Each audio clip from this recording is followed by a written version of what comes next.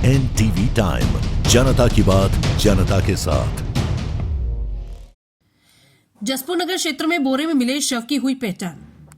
मामले का संक्षिप्त विवरण इस प्रकार है। दिनांक 31 अक्टूबर को सिटी कोतवाली जसपुर को सूचना प्राप्त हुई कि मधुवन टोली स्थित एक घर के पास एक 15 वर्षीय अज्ञात बालक का शव पड़ा है। इस सूचना पर तत्काल सिटी कोतवाली जसपुर से पुलिस टीम मौके पर जाकर शव के पैर वाले हिस्से को जूट का बोरा से ढका गया था, उसे हटाया गया। मृतक के चेहरे, सिर, कंधा, कान, सीना इत्यादि में गंभीर चोट लगने के निशान मिले। मौके पर उपस्थित लोगों से मृतक की पहचान कराई गई। मर्ग जांच उपरांत प्रकरण मानव वध घटित करना पाए जाने पर मृतक के भाई की रिपोर्ट पर अज्ञात आरोपियों के विरुद्ध धारा 103(1) भारतीय न्याय संहिता का अपराध पंजीबद्ध कर विवेचना में लिया गया। नाबालिग बालक की हत्या के गंभीर मामले में पुलिस अधीक्षक जसपुर श्री शशि मोहन, अतिरिक्त पुलिस अधीक्षक जसपुर द्वारा थाना प्रभारी कोतवाली को टीम बनाकर प्रकरण के हर पहलू की सूक्ष्मता से जांच कर आरोपी की पतासाजी के निर्देश दिए गए। जांच में साइबर सेल एवं महिला अधिकारियों को भी सम्मिलित किया गया। वरिष्ठ अधिकारियों द्वारा लगातार इसकी मॉनिटरिंग की जा रही थी। प्रकरण की विवेचना दौरान मृतक के भाई एवं मां के कथन से ज्ञात हुआ कि मृतक की दोस्ती काफी दिनों से जसपुर के एक मोहल्ले के 17 वर्षीय नाबालिग लड़के से थी, जो अक्सर उसके घर में ही रहता था। वो वहीं सोता था। संदेह के आधार पर उक्त विधि से संघर्षरत नाबालिग लड़के को संरक्षण में लेकर पूछताछ की गई, जिसने बताया कि उक्त घटना में उसका साथ मनोरा क्षेत्र की उसकी एक प्रेमिका 17 वर्षीय नाबालिग लड़की ने दिया। उक्त विधि से संघर्षरत नाबालिग लड़की को भी महिला अधिकारी द्वारा संरक्षण लेकर पूछताछ की गई।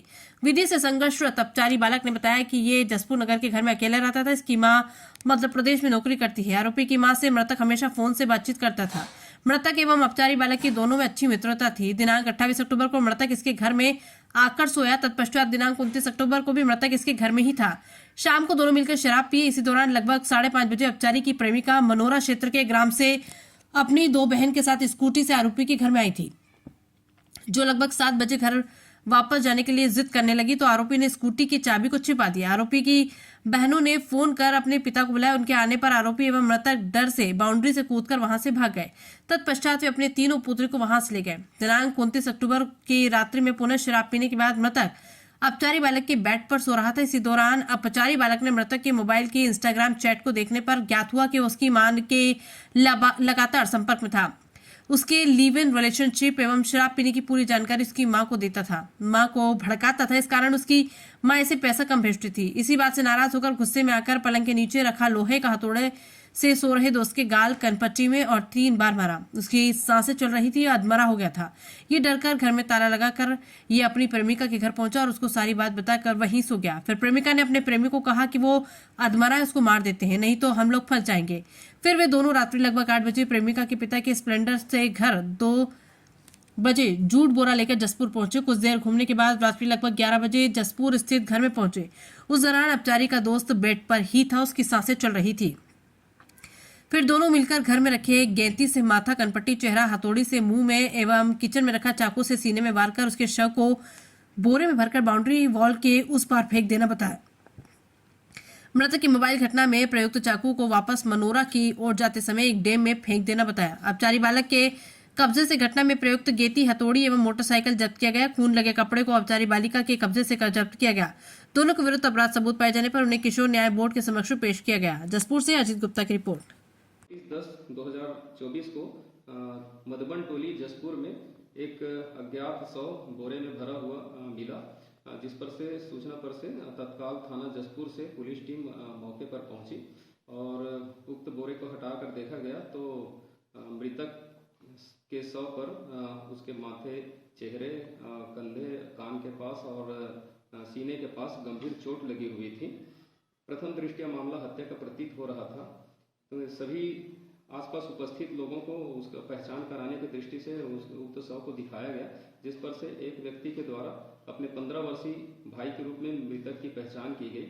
प्रार्थी की रिपोर्ट पर से थाना जसपुर में 103(1) BNS के तहत मामला पंजीबद्ध कर विवेचना में लिया गया। पुलिस अधीक्षक महोदय द्वारा मामले की गंभीरता को देखते हुए एक विशेष टीम इसकी अज्ञात आरोपी की पतासाजी हेतु बनाई गई।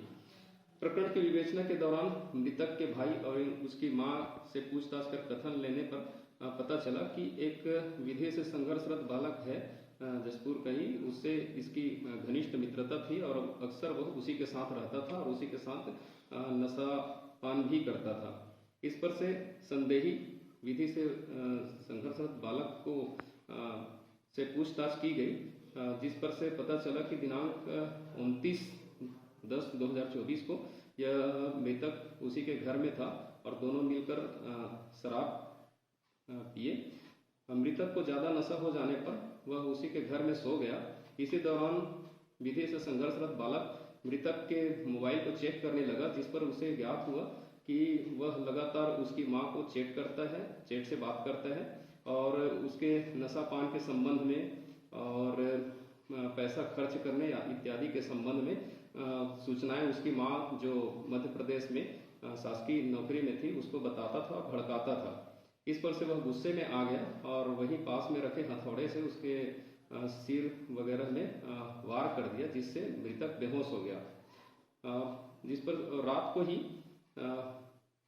विधि से संघर्षरत बालक अपनी एक विधि से संघर्षरत मित्र बालिका को जाकर यह घटना बताया। दूसरे दिन दोनों पुनः आए और मृतक की सांसें उस समय भी चल रही थी, जिस पर से विधि से संघर्षरत बालिका बोली कि इसको पूरा मार देते हैं, नहीं तो हम लोग फंस जाएंगे। इस पर से दोनों प्लान करके गैंती और चाकू से वार कर उसको पूरी तरह से मार दिए और बोरे में भर कर अपने घर के बाउंड्री वाल के दूसरे तरफ फेंक दिए। मामले में और विधि से संघर्षरत बालक एवं बालिका के विरुद्ध पर्याप्त साक्ष्य पाए जाने पर विधिवत रूप से माननीय किशोर न्यायालय के समक्ष पेश किया गया, जहां से उनको बाल संप्रेक्षण के लिए भेजा गया है। घटना में विधि से संघर्षरत बालक और बालिका के खून से सने हुए कपड़े और साथ में हत्या में प्रयुक्त चाकू, कुदाल और हथौड़ी को जब्त किया गया है।